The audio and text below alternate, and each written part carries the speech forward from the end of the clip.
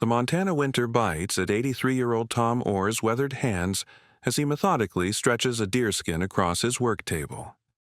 The small cabin, nestled deep in the Yaak Valley, creaks under the weight of another punishing snowfall. Outside, the temperature has plunged to 20 below zero. Inside, the wood stove barely keeps the bitter cold at bay. Tom's eyes, blue as the summer sky he rarely sees anymore, scan the horizon through frosted windows.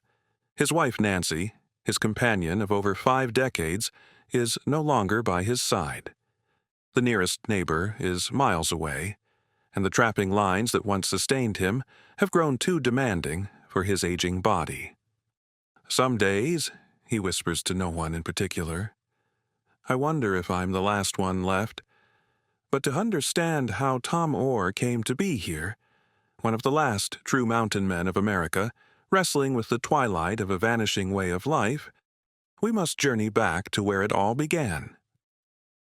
This is the story of a man who turned his back on civilization to embrace a freedom few will ever know, only to find himself trapped between two worlds, one dying, one encroaching, neither truly his home. Tom Oar's journey from bronc rider to wilderness survivalist reveals the profound cost of choosing a path that demands everything: youth, comfort, connection, and ultimately the ability to sustain the very life you've built.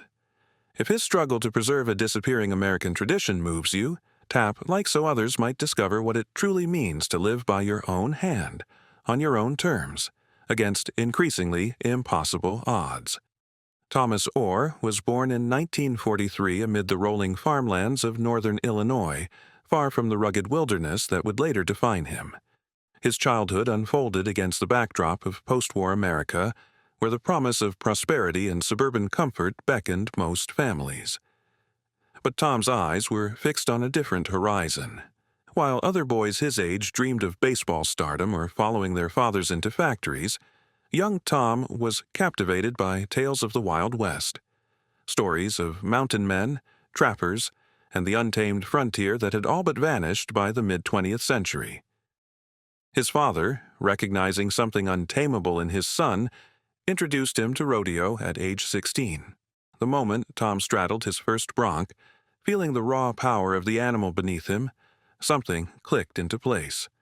Here was freedom, danger, and purpose all intertwined. Within 2 years, he was competing professionally on the rodeo circuit, specializing in saddle bronc riding, one of the sport's most dangerous events. "I wasn't the best," Tom would later recall with characteristic modesty, "but I was too stubborn to get thrown and too broke to quit." The rodeo circuit of the 1960s was a far cry from today's sanitized, sponsored events. Riders traveled thousands of miles in beaten-down trucks, slept in horse trailers, and competed with injuries that would sideline professional athletes in other sports. By his early 20s, Tom had broken his collarbone 3 times, shattered his left ankle, and suffered 2 concussions. Each injury healed imperfectly, laying the groundwork for the chronic pain that would shadow him decades later. In 1962, a frigid November evening in Wyoming marked a turning point. Tom, then just 19, was thrown from a particularly aggressive bronc named Widowmaker. He landed awkwardly, his left arm bending at an unnatural angle. The compound fracture was severe, bone protruding through skin, and the nearest hospital was 60 miles away. For 3 hours, Tom sat in the back of a fellow rider's truck, clutching his mangled arm, refusing painkillers because they made thinking too difficult. The injury sidelined him for nearly 8 months, during which doctors warned that he might never regain full strength in the arm. It was during this forced hiatus that Tom first began dabbling in leatherworking, a skill that would later become his livelihood. Using scraps of leather and borrowed tools, he taught himself to craft belts, holsters, and eventually intricate knife sheaths adorned with detailed wildlife scenes. But the call of the rodeo proved too strong. Against medical advice, Tom returned to bronc riding before his arm had fully healed. The need to ride was stronger than the pain. He'd later explain. This pattern, pushing his body beyond reasonable limits, ignoring warning signs, prioritizing freedom over safety, would repeat throughout his life, setting the stage for hardships to come. By his late 20s, Tom's rodeo career was taking a physical toll that became increasingly difficult to ignore. Each impact with the ground sent shock waves of pain through his previously injured bones. Recovery between competitions stretched longer, yet he persisted, unwilling to surrender the only life that made sense to him, one lived on his own terms, outside the confines of conventional society. It was on the rodeo circuit that Tom met Nancy, a spirited barrel racer whose pragmatic outlook complemented his idealism. They married in 1969, establishing a small home base in Illinois while continuing to compete. But as the 1970s dawned, bringing economic recession and changing cultural values, the rodeo's golden era began to fade. Purses shrank, competitions consolidated, and corporate sponsorship increasingly dictated the sport's direction. For Tom, then in his early 30s and feeling the accumulated damage of a dozen years of hard riding, a crossroads loomed. Continue chasing a dying dream or forge a new path? The answer came in the form of an invitation from an old rodeo friend who had settled in the remote Yaak Valley of northwestern Montana, a place so isolated it seemed to exist outside of time itself. "Come see what real freedom looks like," the friend wrote. It was an invitation that would forever alter the trajectory of Tom Oar's life, leading him toward both the fulfillment of his deepest aspirations and, eventually, the heartbreaking realization that even this freedom would come with its own set of chains. In 1971, Tom and Nancy loaded their meager possessions into a second-hand truck and bid farewell to conventional life. The journey to the Yaak Valley, nestled in Montana's extreme northwestern corner near the Canadian border, was more than a physical relocation. It represented a deliberate step backward in time, an embrace of a lifestyle that America had largely abandoned a century earlier. Their first glimpse of the property nearly deterred them. The cabin was little more than a dilapidated shack, missing windows and portions of its roof. No electricity, no running water, no telephone line. The nearest town, Troy, was an arduous 30-mile journey along primitive roads that became impassable during winter months. Cell service and internet remained decades away. "It was beautiful and terrifying all at once," Nancy would later recall. "I remember thinking, we either build something extraordinary here, or we die trying." What followed was a crash course in wilderness survival. Tom learned to hunt not for sport but for sustenance, to trap not for recreation but for the essential income that fur would provide. He studied the migratory patterns of deer and elk, the territorial markings of wolverines and bears, the seasonal changes that dictated everything from food availability to cabin maintenance. Each lesson came at a price, sometimes measured in frostbite, sometimes in hunger, always in backbreaking labor. By 1975, the Oars had transformed their primitive shelter into a functional homestead. Tom built furniture from trees he felled himself, fashioned cooking implements from salvaged metal, and developed a rainwater collection system that, while rudimentary, met their basic needs. Their garden, though challenged by Montana's short growing season, provided vegetables that were supplemented by wild berries and edible plants Nancy learned to identify through careful study and occasional gastrointestinal trial and error. Tom's leatherworking skills, honed during his rodeo recovery years, evolved into a critical source of income. Using hides from animals he trapped or hunted, he crafted moccasins, gloves, and knife sheaths of exceptional quality. Word spread slowly through the scattered mountain communities, bringing occasional orders from as far away as Idaho and Wyoming. Each item was produced entirely by hand, without electricity, using tools Tom often made himself. The 1970s and early 1980s marked what Tom would later describe as the golden years of their mountain existence. The couple established a sustainable rhythm dictated not by clocks or calendars, but by seasons and immediate needs. Summer meant intensive gardening, food preservation, and cabin repairs. Fall brought hunting and the start of trapping season. Winter demanded constant vigilance against the cold and management of increasingly limited supplies. Spring offered brief respite and renewal before the cycle began again. But isolation exacted its toll. Nancy, though committed to their chosen lifestyle, sometimes went months without speaking to another woman.